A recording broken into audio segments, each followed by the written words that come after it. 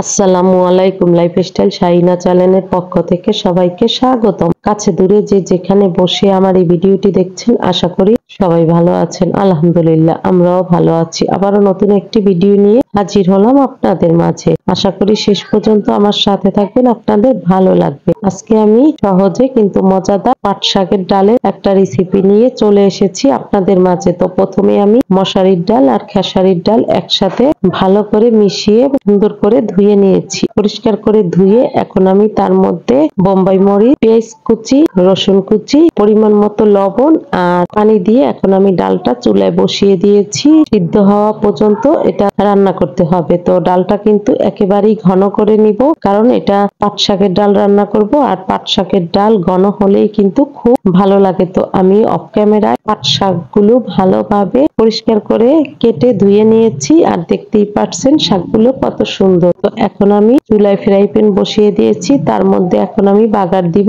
রসুন কুচি আর পেঁয়াজ কুচি দিয়ে দিচ্ছি। এখানে পেঁয়াজ কুচি, রসুন কুচি একটু পরিমাণে বেশি ব্যবহার করবেন। আর দিয়ে দিচ্ছি সরিষার তেল, আপনারা চাইলে এখানে সয়াবিন তেলও দিতে পারেন। ডালটা কিন্তু আমার একেবারেই ঘন হয়ে গেছে, দেখতেই পাচ্ছেন কতটা থকথকে ভাব চলে এসেছে। এখন আমি ডালের মধ্যে দিয়ে দিচ্ছি পাট শাক গুলো, আর পাট শাক গুলো দিয়ে ভালোভাবে এখন আমি নেড়ে দিব, যাতে সুন্দর করে ডালের সাথে শাকগুলো মিশে যায়। তবে পাট শাক রান্না করার সময় একটা জিনিস অবশ্যই খেয়াল রাখবেন, পাট শাক কিন্তু বেশি সিদ্ধ করে ফেলবেন না। যদি বেশি সিদ্ধ করেন তাহলে কিন্তু শাকটা আঠালো হয়ে যাবে, আর পাট শাকটা খেতেও কিন্তু তিতা লাগবে। তো যখন পাট শাকটা সিদ্ধ হয়ে যাবে, তখন আমি যে বাগার দিয়েছিলাম সেই বাগারের তেল পেস্টটা এখন আমি ডালের মধ্যে ঢেলে দিয়েছি। আর দেখতেই পাচ্ছেন আমার পাট শাকের ডাল রান্নাটা কতটা ইয়ামি হয়েছে। তো বরাবরের মতো আবারও একটা অনুরোধ করে নিই, আমার ভিডিওটি যদি একটু ভালো লেগে থাকে তাহলে বেশি বেশি লাইক, কমেন্ট, শেয়ার করুন। আমার চ্যানেলটি সাবস্ক্রাইব করে আমার পাশে থাকুন। চাইলে ফেসবুকে আমার পেজটি ফলো দিতে পারেন। তো পাট শাকের ডাল কিন্তু রান্না করা হয়ে গেছে, আর এখানে কিন্তু আমি ঝাল করে রান্না করেছি, কারণ পাট শাকের ডালটা যতটা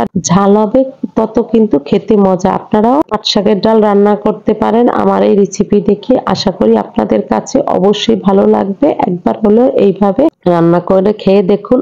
আর কোনো কিছু দিয়ে আপনার ভাত খেতে হবে না। এটা দিয়েই কিন্তু এক প্লেটের জায়গায় 2 প্লেট ভাত আপনি এমনিতেই খেয়ে ফেলতে পারবেন। গলাটা কিন্তু এখনো বসে আছে, তারপরও আমার প্রিয় আপু ভাইয়ারা কষ্ট করে আমার ভিডিওটি দেখেন, এই জন্য সবার কাছে আবার ক্ষমা চেয়ে নিচ্ছি। আর আমার ভুল ত্রুটিগুলো ক্ষমা সুন্দর দৃষ্টিতে দেখবেন। সবাই ভালো থাকবেন। আসসালামু আলাইকুম। আল্লাহ হাফেজ।